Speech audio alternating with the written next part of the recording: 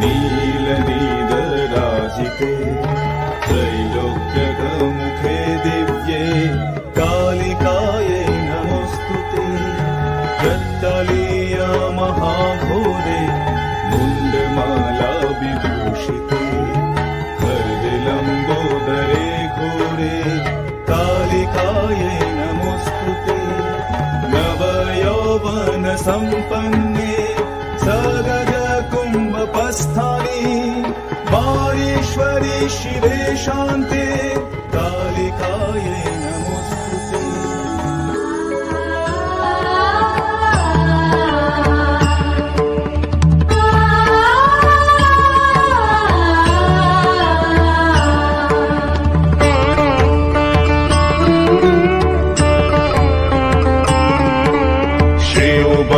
प्रवक्ष्यामि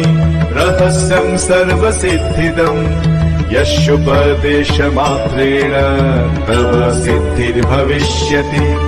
नाम्ना तेन महातारा ख्याता सा ब्रह्मरूपिणी महाशूलत्रयं कृत्वा तत्र चैकाकिनी स्थिता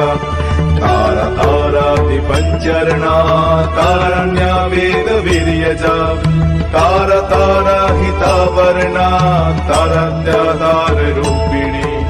तारा रात्रि समुत्पन्ना तारा रात्रि वरोद्यता तारा रात्रि जपाशक्ता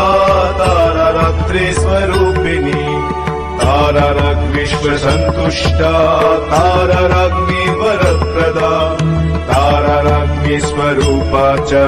तारा राज्ञी प्रसिद्धिदा तारेश्वरी च ताराभा तारागणस्वरूपिणी तारागणसमाकीर्णा तारागणनिषेविता तारागुणगणाकीर्णा तारागुणगणप्रदा तारागुणगणाशक्ता तारागुणगणालया तारेश्वरी तारापूज्य तारजप्य तु तारणा तारमुख्या तु तारख्या तारदक्षा तु तारिणी